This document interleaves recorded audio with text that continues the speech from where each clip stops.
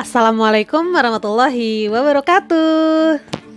Guys, kalian pernah lihat nggak alat pemecah kaca di dalam transportasi publik kayak gini nih? Nah, tragedi yang bakal kita ceritain hari ini adalah penyebab kenapa alat pemecah kaca kayak gini tuh sekarang wajib ada di dalam alat transportasi publik. Buat tahu kisah lengkapnya, yuk kita rangkum bareng isi Google.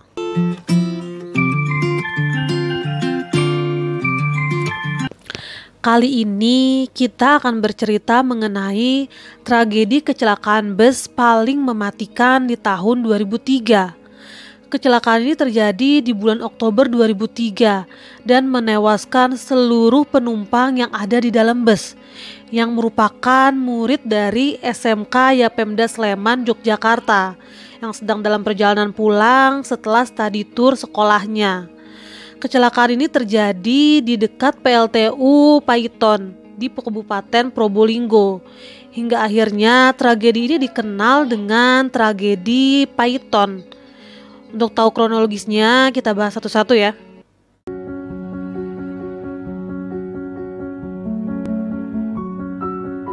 Ketika itu, SMK Yapemda Sleman melakukan study tour sekolah ke Pulau Bali.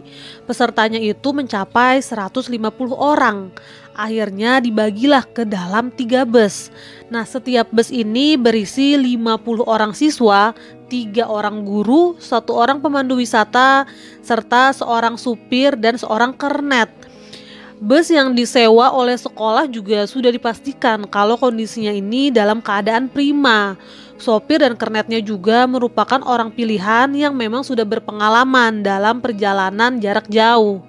Jadi secara armada sebenarnya perjalanan ini tuh harusnya aman-aman aja ya. Hari yang ditunggu-tunggu ini pun akhirnya tiba ya. Semua siswa tuh udah antusias banget lah. Ketiga bus ini berjalan beriringan melalui jalur darat menuju pelabuhan Ketapang Gilimanuk untuk selanjutnya menyeberang ke Pulau Bali. Tapi di perjalanan menuju pelabuhan Ketapang ini, rombongan bis tuh sempat beberapa kali berhenti karena salah satu bis, yaitu bus 3, mengalami beberapa kali kendala. Nah, kendala yang pertama, kaca bus 3 ini tiba-tiba aja pecah. Padahal tuh kan sebelum berangkat kondisinya tuh udah dipastikan ya prima. Tapi alhamdulillah kendalanya itu nggak terlalu parah ya, jadi bisa diatasi dan perjalanan pun bisa dilanjutkan. Gak lama setelah perjalanan berlanjut, rombongan ini kembali berhenti karena bus 3 ini kembali mengalami kendala lagi. Jadi ada kabel listrik yang menyangkut di atap bus 3. Ya mau nggak mau akhirnya berhenti dulu dong untuk mengangkat kabel itu ya. Setelah berhasil diselesaikan, akhirnya iring-iringan pun kembali berjalan lagi ya. Semuanya berjalan dengan lancar sampai menyeberang ke Pulau Bali. Semuanya selamat lah ibaratnya sampai Pulau Bali. Agenda pun berjalan dengan aman dan terkendali sampai akhirnya tiba saatnya pulang. Tibalah di perjalanan pulang. Nah, di perjalanan dari Pulau Bali menuju ke pelabuhan untuk menyeberang ke Pulau Jawa, bus 3 ini lagi-lagi mengalami kendala. Kaca busnya tuh pecah lagi untuk kedua kalinya dong. Akhirnya setelah sampai di pelabuhan Ketapang, diputuskanlah kalau mereka itu pindah formasi. Jadi bus 1 ini di depan, bus 3 jadi di tengah, dan bus 2 ini di belakang. Jadi bus 3 ini kayak diapit lah sama bis 1 dan bus 2. Tujuannya tuh kalau nanti ada kendala lagi yang dialami oleh bus 3 ini nggak ketinggalan dan bisa segera dibantu.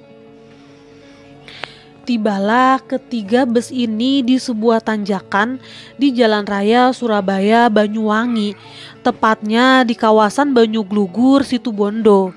Sekilas info nih, jadi tanjakan ini tuh memang cukup berbahaya. Banyak korban kecelakaan di tanjakan tersebut karena memang tanjakannya itu tanjakan yang cukup tajam ya. Lalu setelah itu tuh langsung turunan tajam dan tikungan. Jadi memang banyak kendaraan itu yang akhirnya kehilangan kendali di jalur tersebut. Nah, ketika melewati jalur tersebut, di depan bus 1 kan paling depan ya, di depannya itu ada truk diesel. Nah, ketiga bus ini bermaksud buat mendahului truk diesel ini. Nah, bus 1 berhasil tuh lewatin. Lalu bus 3 berhasil lewatin dan terakhir bus 2. Awalnya bus 2 ini juga berhasil lewatin dan kembali ke jalur mereka. Nah, dari arah berlawanan ada truk kontainer. Nah, truk kontainer ini sebelumnya habis mengisi bahan bakar sampai full lah. Lalu mereka ini bertukar posisi antara si supir dan si kernetnya. Karena memang si supirnya ini mau beristirahat lah, dan si supir cadangan yang mengemudi. Saat berada di tanjakan Surabaya Banyuwangi, si supir ini menambah kecepatan karena memang kan dia ada di tanjakan ya. Tapi ternyata setelah tanjakan itu kan ada turunan dan tikungan yang cukup tajam ya. Akhirnya si bus ini jadi melaju dengan sangat cepat. Nah, dia akhirnya melaju cepat, ada bus lah di depannya. Akhirnya dia berusaha buat mendahului ya. Dia mendahului, lalu dia mau balik lagi kan ke jalurnya. Nah, ternyata di depan jalurnya dia ini ada gundukan tanah. Karena kaget, si supir ini akhirnya banting setir lah ke kanan dan menabrak bus 2 yang memang ada di seberang dia. Karena memang tabrakan ini cukup kencang gitu ya, sampai tangki bahan bakarnya itu pecah dan menyebabkan kobaran api di bus 2 ini. Nah, bagian depan bus 2 ini kebakar lah ibaratnya kan. Semua siswa dan juga yang ada di dalam bus tuh otomatis panik dong. Mereka semua langsung berlari ke arah belakang bus buat menyelamatkan diri. Karena kan ada kobaran api ya di depan. Saat mereka lari ke belakang, nah dari belakang bus 2 ini kembali ditabrak dong sama truk diesel yang ada di belakangnya. Karena memang bus 2 ini kan berhenti secara mendadak ya. Akhirnya bus 2 ini kayak terapit lah. Dari depan tuh dia ditabrak sama si truk kontainer, dari belakang dia ditabrak sama truk diesel. Nah, kobaran api juga semakin besar lah, akhirnya merambat dengan sangat cepat.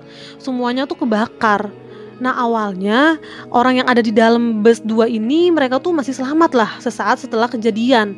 Mereka ini berusaha buat keluar bus, tapi nggak berhasil. Mereka itu nggak berhasil memecahkan kaca. Karena barang-barang mereka kan rata-rata ada di bawah bus ya. Jadi mereka nggak bisa mecahin kaca dan bus pun akhirnya terbakar seluruhnya beserta dengan semua yang ada di dalamnya. Hanya si supir dan kernet yang berhasil loncat. Tapi si kernet ini akhirnya juga meninggal karena memang luka bakarnya cukup parah. Lokasi kecelakaan ini kan memang sepi dan jauh banget ya dari pemukiman penduduk. Akhirnya bus 2 ini memang gak bisa diselamatkan, terbakar semuanya. Setelah polisi dan pemadam kebakaran datang, semua korban ini sudah dalam keadaan tewas terbakar di dalam bus. Semua korban pun langsunglah dilarikan ke rumah sakit Situbondo. Nah, karena korbannya itu banyak banget ya, sampai 54 orang, kamar mayat di rumah sakit tersebut tuh nggak mampu lah buat menampungnya.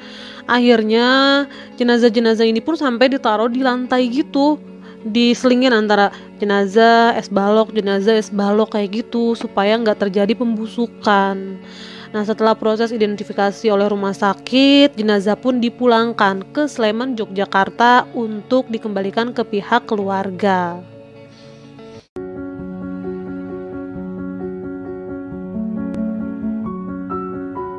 Iring-iringan mobil jenazah ketika itu tuh benar-benar panjang dan banyak banget karena terdapat 54 mobil jenazah, di mana setiap mobil ini berisi 1 orang korban dan di setiap depan mobilnya itu ditempelin foto si korbannya.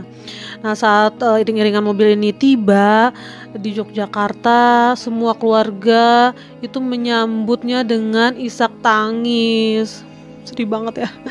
Dan yang paling bikin sedih lagi adalah ternyata bus 1 dan bus 3 yang jalan di depan itu, mereka tuh nggak tahu kalau bus 2 ini kecelakaan. Mereka ini baru tahu ketika mereka sampai sekolah. Dan ternyata rekan-rekan mereka yang berada di bus 2 itu mengalami kecelakaan maut hingga semuanya tewas terbakar di dalam bus. Allah, sedih banget ya. Gimana dong perasaannya mereka ya? Setelah kejadian Python ini, pemerintah secara resmi mengeluarkan peraturan di mana setiap bis atau alat transportasi publik itu wajib punya alat pemadam api atau APAR di dalam kendaraan mereka ya. Dan juga setiap alat transportasi publik ini harus dilengkapi dengan alat pemecah kaca di saat darurat, kayak palu gitu kan ya kalau sekarang ya. Dan juga nih setiap bus yang pintunya dibuka secara otomatis itu juga wajib bisa dibuka secara manual dari dalam. Selain itu, bus dengan kriteria tertentu juga diwajibkan memiliki pintu darurat yang bisa dibuka dari dalam. Ya, belajar dari kejadian Python ini ya, yang sebenarnya korbannya itu masih selamat sesaat setelah kecelakaan. Tapi mereka itu nggak berhasil keluar dari bus karena memang saat itu tuh belum ada palu yang sekarang sering kita lihat itu ya, yang buat mecahin kaca. Di saat itu tuh belum ada, guys.